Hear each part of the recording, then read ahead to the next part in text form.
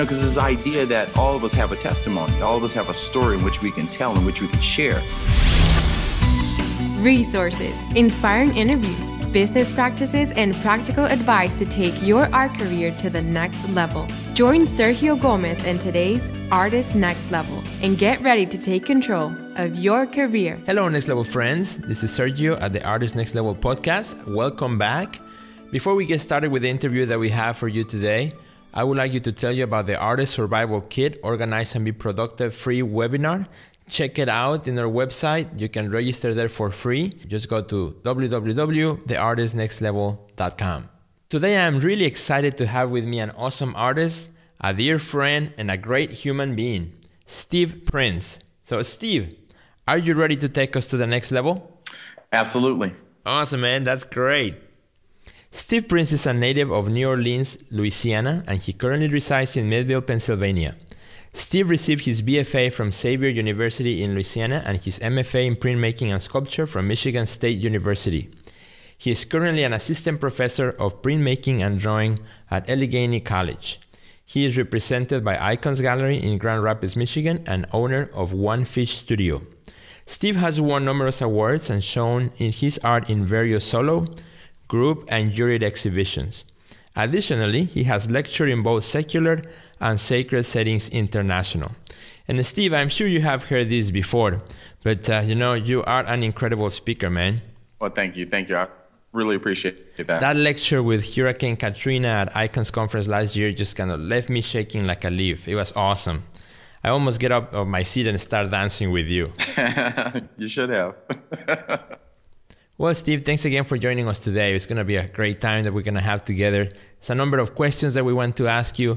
This podcast is about the stories, the stories that happen behind the big story and how you got to those. What did you learn from those? And what can we learn from those as well? So here's some questions. Here's the first one. Absolutely. Tell us a little bit about yourself. What is your art about? And expand upon your practice. Yes. Well, first and foremost, Sergio, I would like to say thank you for welcoming me onto your program. And it is both a privilege and an honor to be able to share not only with you, but with the folks that are out there, this whole process, this whole journey of being an artist. And one of the things that I would say that definitely drives my work is my upbringing in New Orleans. And one of the things that I've been utilizing for many years now is a philosophical construction of the dirge and the second line, which comes out of the New Orleans tradition. It's a funerary tradition. And the reason why I've kind of adopted that idea as a philosophical construct is that the dirge is about mourning the loss. It's about paying attention to that which is hurt or broken inside of us and actually giving it attention. But one key thing about that is that we can't stay there in a place of loss or place of hurt or place of brokenness, is that we have to allow for that time of healing and restoration. And that healing and restoration comes through a collective body coming together to gird around that one which has lost or that is hurt. And then the next movement is that you move into the second line. And the second line is this spiritual movement that takes place of seeing how do you take this world and what's happening now, and how do you look into the afterlife? And how do you take the hurts and pains that you're going through now and then look to see how the healing and restoration can take place? So the dirge is the slow, mournful tune, and then the second line is this movement where the music turns into an up-tempo, celebratory beat that allows those people that are mourning to now celebrate. So I look at my work like that. I look at my life like that. That loss is a part of our life, but the same token, I know that there's joy on the other side. And I believe that can be achieved right here on earth, as I believe that it is achieved through a spiritual renewal, that one is being translated from this world into the afterlife. So it's a double thing for me. So that has become a philosophical construct of my work and ways in which we can deal with those deeper issues that are in society and grapple with the dirge of our lives, but the same token deal with the second line, the joy, the happiness, the communal togetherness. That's the kind of ideas that my work is basically working on. Well, I think that's great, Steve. And I think your work kind of embodies that. It portrays your idea of the drudge and the second line. It was really interesting to hear it from you during the conference last year at the ICANN's conference. And you talk about the drudge, this mourning process, this mourning the loss. But yes. Then after that comes healing and restoration. And then you lead us into the second line, this time of upbeat celebration, which also yes. is very visible in your work. So we can see both sides of the equation, the drudge and the second line, the celebration, healing, and the restoration of that as well. So now let's get a little bit more personal, and let's go into some of your stories as an artist. So here's a question for you. Tell us about your biggest failure or disappointment in your journey as an artist. Take us to that moment in time. What did you learn from it? That's a very good question. I definitely would say, being an artist, it's almost like a roller coaster to some degree. I mean, I think about it as an artist that emotionally I go up and down, and sometimes I'm feeling great and sometimes I'm not feeling as great, and it affects my creativity. But I've had moments, throughout this journey that, or where I felt that I was not producing to the level that I wanted to. And then I've had those moments where I just had pure elation. But one of them that stands out to me was back in 2008. And I was working on my second major sculpture. And I think I went into a little too confident with that particular project. My first major sculpture was I did this bronze bust of a guy named Rupert Sargent, and it just went off great without a hitch. And then my second project was this project called Song for John, and I was making this 15-foot stainless steel sculpture that had kinetic. And I had text involved in the whole design, and I got words from the different people in the community to give me words that exemplified the city of Hampton, and it was just so much, love and liveliness that was going on. But where I made my failing at with that project was I budgeted poorly. I budgeted so poorly that, I barely, was able to pay for making a sculpture, so almost like paid for the sculpture for the city. And I kicked myself over and over for that event in my life, and I tried my best to remember certain things that I need to do to make sure that doesn't happen again. And one of those things is that I got to make sure that I take the time to budget properly. Another thing is making sure that I plan extremely well in terms of how that project is structured. And also take the time to do consultation with other professionals in the field. And then another one, of course, is doing the homework by going out there and just getting multiple bids. Because there was a project in which I was getting some elements fabricated, and I basically relied on maybe just one person for fabrication. That was a mistake on my part. I should have gotten more bids out there to be more competitive in terms of getting the different elements for that sculpture done. So I know that I was the one at fault in terms of why the budgeting was so poorly, is because I didn't do those things in front to take care of that project. Wow, Steve, that's a great story. And there's so much to learn from it. That sometimes we get into these situations where we don't know exactly what to expect. But we have the energy, we have the will, we Absolutely. have all this enthusiasm to get going, that we oversee some of the very important details. And you talk about budget, you talk about planning, you talk about consultations, and really doing the homework, getting multiple bids and understanding the whole process from beginning to end. And there's really a lot of things we can learn from it. But, now as you go into future projects, what are some of the red flags that you see? What are some of the warning signs that sometimes come to you before you get started or as you are in the process? Mm-hmm. Yes, absolutely. That's what I need to do. Just make sure I take care of that time. And, when you get these different projects to commission things, you typically get a nice budget to work with. And then you just have to wager out all the different things. Your time, you have to wager out, what are the material costs, especially when you're talking about a public sculptural piece. There's a lot of factors that's involved in that kind of project in terms of zoning. If you got fabricators coming in, you got electrical work coming in, you got excavation work, you got engineers. It's just a whole lot of work, and the money get eaten up very, very quickly. Now, let me ask you this other question, because I think it's also as important as the previous one. Tell us about one of your biggest successes, one of your biggest, greatest moments, one of your proudest moments. Take us to that moment in time, and what did you learn? When I think about success, Sergio, the thing that stands out to me is that it's been a gradual climb for me.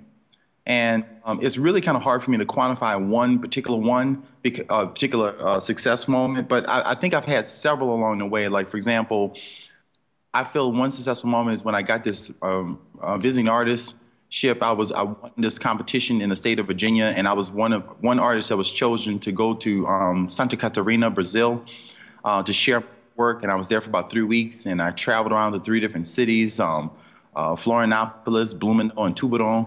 And it was a phenomenal moment in my life. And then I remember doing a program up in Winnipeg, Canada, and it was called Invisible Dignity.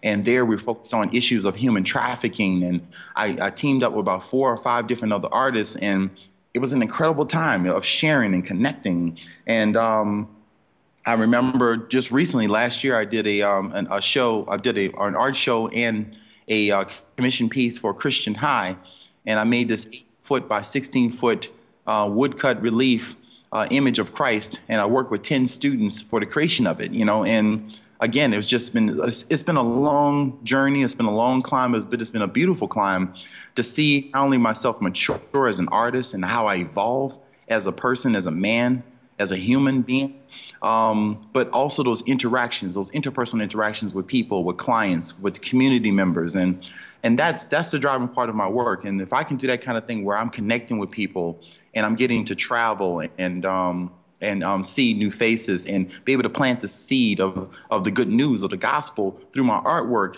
I'm on cloud 9. Well, that is great, Steve. That's awesome. Now, you said it right. It takes time. It's a gradual success. It's a step-by-step process. You start from one step, and then that moves you to the next one, and that leads you to the next one. I don't think it's an overnight idea, an overnight thing. Maybe it happens for very few people, but most of the artists I know, most of the artists I have worked with, and your story is the same, it takes time. It's a gradual succession of events, a gradual succession of things.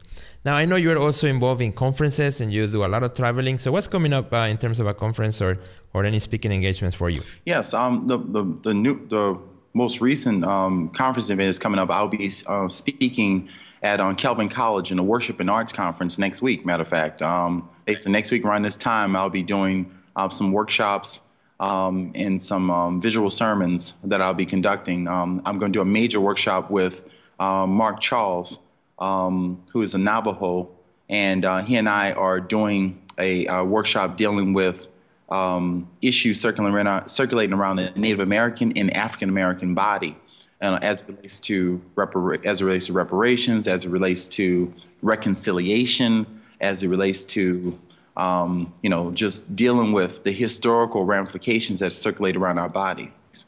And then I will be doing a workshop where I will teach participants how to do woodcuts, and we will create these personal icons that we can basically deposit back into our churches.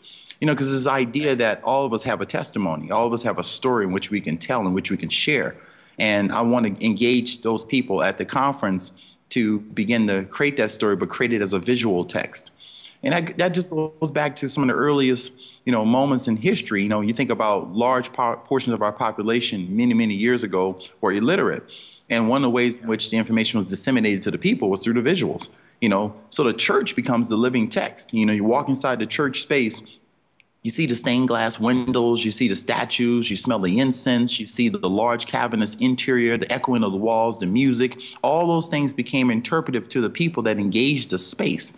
And so I'm trying to engage. I've continually been doing that with my own work and utilizing the visuals as a text so that you look at the image and you literally read it. So that's been a key thing for me in terms of what I'm doing. And one ongoing series I'm working on is called The Old Testament. And basically I'm recontextualizing the 39 books of the Old Testament. And I'm basing it on a thesis that I came up with, which is true love is like an Old Testament made new each day, And it's that idea, that, when we look back at our love and look back at our past, it is a daily renewal of those vows. And when you talk about marriage. And so that's what the series is dealing with. So that's a great idea. True love is like an Old Testament. So how about you? Where are you at in that process? I'm 13 in. That's great, man. That's awesome. 13. Congratulations. That's 13 great. So now tell me, how can our listeners learn more about the conference? Where can they find out more about it? Is there a website you can lead us to? Yes. If you go to icons.com, and that's spelled EYEKONS.com, There's a page that's up that shows not only my work, shows in ways which you can purchase my work, but also it shows the different speaking engagements and so forth that I'm doing throughout that next week. And so everything is listed up there, so it's easy to access. Well, thank you. That is wonderful. Now, let me ask you this question, because this podcast is about resources as well. We like to give resources to our listeners. So here it is. Is there an art-related resource that you cannot live without? Some sort of website or an application, or what's a resource that you as an artist cannot live without? Well, I'm a big reader, and I read a lot of different books. And in particular, I'm not like I mostly read books on symbols and symbolism, and I read books on mythology. Of course, I read the Bible. I read a lot of books on history and the civil rights movement in particular. Those things have been very keen to me.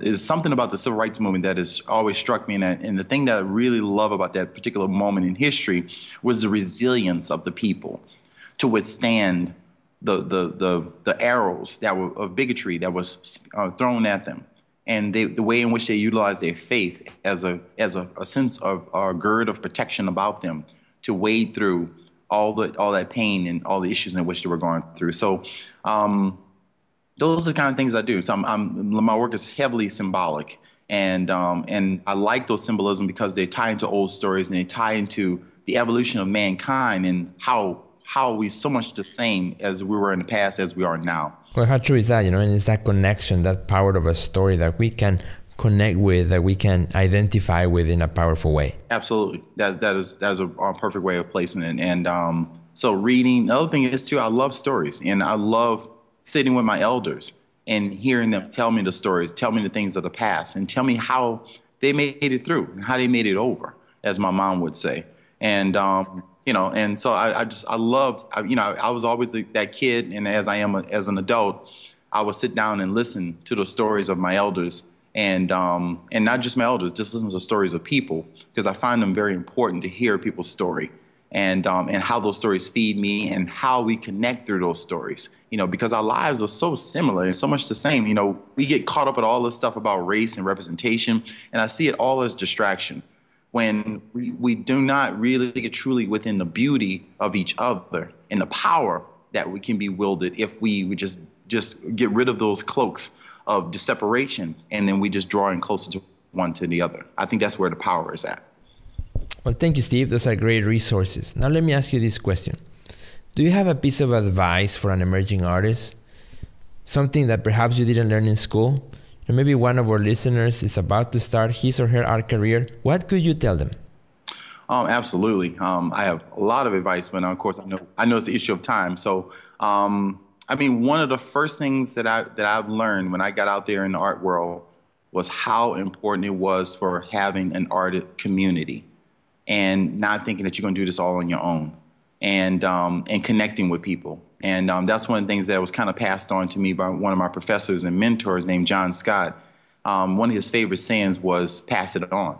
And I really took that credo to heart, and I have been trying my best to do that, because I mentor a lot of students, and I also connect with a lot of different artists across the country. And of course, now it's starting to get more global, so I should say around the world. And so community is very, very key. And a communal connection is not about just saying, oh, I want to try to use you to get X, Y, Z. The community I'm speaking about is one that's genuine. It is about sharing. It's about caring for one another and wanting to see each other prosper. It's not based on competition, like I'm trying to get the bigger project than you and I'm trying to get more money. No, it's not about that. It's about truly wanting and desiring to do the work as an artist. When I became an artist, I didn't do it because I wanted fame and fortune. I did it because I believe that I was called to do this work as an artist. And so if I say it and it sounds kind of, cliche, if I could give away all my artwork, I would. And but I also know that I have to maintain a family, and I have to maintain a livelihood. But I do not live extravagantly. I live a modest life, and I'm very happy. Because I have a family, I have a wife, I have children, and I'm trying my best to nurture them and be the best father I can be for them. But one thing that's key is about having community. Another aspect that I would say is don't sell yourself short out there, especially to the young artists. because because as an artist, you're very empathetic and you're dealing with all those internal issues about yourself and so forth. And many times you begin to think that, am I really worth this? Is that work that I'm creating, is it really up to par? And you can't look at it comparatively. You have to really dedicate yourself, submit yourself to the process of becoming an artist, and know that it's going to be hard work. And you got to be dedicated and just do it. And so, I mean, it sounds just kind of regular, but I believe that it is basic things that you have to do to maintain on your work. And it's like taking images of your work, taking inventory of your work. Those little things is what will prepare you for those moments in your life when they come along in that journey. It's not about a big break, like, oh, I got this one big break, I'm waiting for that thing, it's going to come. For me, it hasn't been that. It's been a gradual climb. And I think it's been not so much a climb of upward climb, it's been a gradual move, and it's been giving me more and more access to do the work that I believe I was called to do. Well, that is great advice, not only for emerging artists, but for anyone, any of us as artists. Community. We all need a community. We all need to be involved with others, peer to peer, and we need to be responsible to each other and really help each other out. Community is great. Don't sell yourself short. How important is that? Value the work you do. And of course, pass it on. Passing what we know, passing the knowledge that we have to the next generation and to others that are coming after us. And, here from this podcast, we want to really thank you, Steve, for putting the time to do this interview, to pass on the information you have, the great experience that you have gathered over the years. That is great. And on behalf of our friends here at the Next Level Podcast, I want to thank you for this great and amazing interview. But before we go, do you have any words that you would like to say to our listeners? Oh, absolutely. Again, thank you for your time.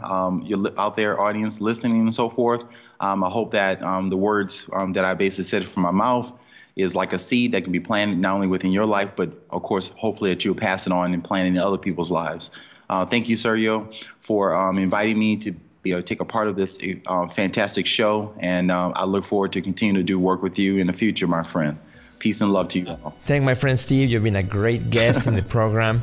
I look forward to see you at the next level. Absolutely. I'm looking forward to meeting you there. Or maybe I should say, I'll see you in the second line. Absolutely. Well, thanks again, our friends, for listening to another episode. Don't forget to check out our resources, and we'll see you at the next level. Check out our website at www.theartistnextlevel.com, where you will find our podcast library, learn about our upcoming webinars, find resources relevant to your career, and much more. Thanks for listening to today's podcast, and we'll see you at the next level.